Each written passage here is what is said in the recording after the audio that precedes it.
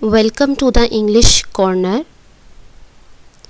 So, welcome in the very first lecture present indefinite. Present indefinite की अगर हम exact Urdu में इसे देखें तो इसका मतलब बनता है गैर मुइन्ना मुद्दत के लिए मौजूद, और कॉमन जो हम जानते हैं इसका मतलब होता है फ़िलहाल मुतलिक। प्रेजेंट इंडेफिनेट का मतलब वो वाले ज़माने की बात हम कर रहे हैं जो बिल्कुल मौजूद होता है, उसे प्रेजेंट इंडेफिनेट कहा जाता है। उर्दू में जब किसी भी उर्दू जुमले के आखिर में ता है, ती है, ते हैं इस तरह के लफ्ज़ आ जाएं तो वो प्रेजेंट इंडेफिनेट में ट्रांसलेट किए जाते हैं।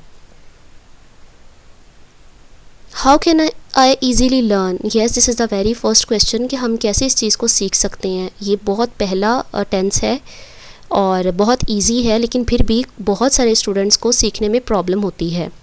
तो जब भी आपने कोई टेंस को सीखना होता है सबसे पहले उसके रूल या फिर उसके स्ट्रक्चर को देखें।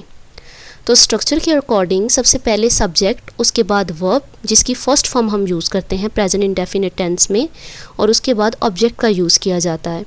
सब्जेक्ट के बारे में मैंने आपको डिटेल में बताया था अपनी फ़र्स्ट वीडियो में। इससे पहले की जो वीडियो है वर्ब की, जैसे कि आप जानते हैं 3 फॉर्म्स होती हैं, तो इसमें फ़र्स्ट फॉर्म यूज़ होती है। अच्छा, सब्जेक्ट मैंने आपको बताए थे, ये कुछ सब्जेक्ट हैं जिनकी मैंने यहाँ पे ग्रुपिंग की है, group A and group B.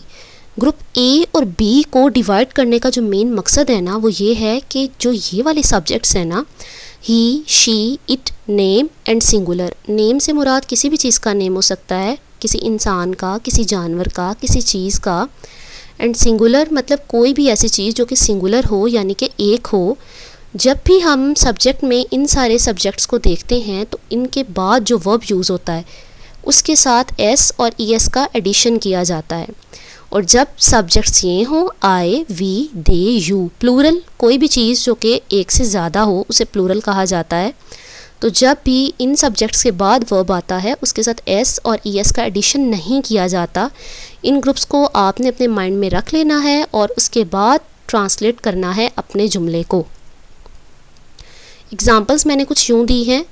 मैं स्कूल जाता हूँ, आई गो टू स्कूल। अब यहाँ पे आप सब्जेक्ट देख लें, आई है। आई के बाद जो वर्ब आएगा उसके साथ एस और एस का एडिशन मैंने नहीं किया।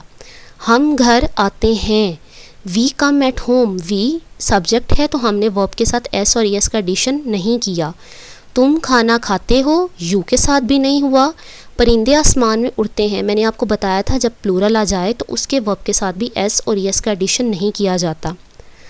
वो मुझे एक बैग देता है, he gives me a bag. मैंने आपको बताया था जिसके शुरू में ही आ जाए या शी आ जाए उनके सब्जेक्ट के बाद गिव्स, यानी कि जैसे ये गिव था सब्जेक्ट वर्ब, तो इसके साथ हमने एस और यस का एडिशन किया है। वो मुझे एक बैग देता है, क्योंकि यहाँ पे एक लड़के की बात हो रही है तो मैंने ही यूज़ किया है। यहाँ पे लड़की की अगर बात होती वो मुझे एक बैग देती है तो भी यहाँ पे शी गिव्स आता। उसके बाद है शाजिया ख़त लिखती है। शाजिया चूँकि नेम है तो नेम के बाद भी जब वर्ब का यूज़ होता है उसके साथ एस और यस का एडिशन किया जाता है।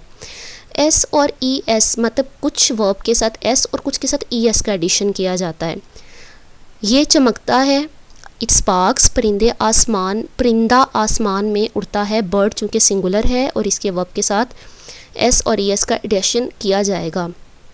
अब मैंने बारी बारी आपको सारे सब्जेक्ट्स के साथ वर्ब का यूज़ करके बता दिया है। आई होप सो आपको समझ आ जाएगी।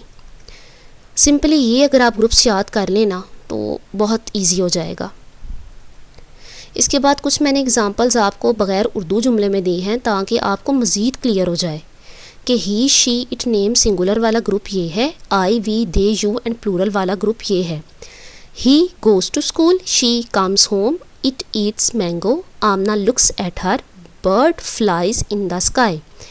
आई go to school, we come home, you eat mango. And by mistake मैंने यहाँ पे अली लुक लिख दिया जबकि अली लुक्स आना था और ये इस ग्रुप में नहीं आना था क्योंकि नेम हमारे इस ग्रुप में आते हैं।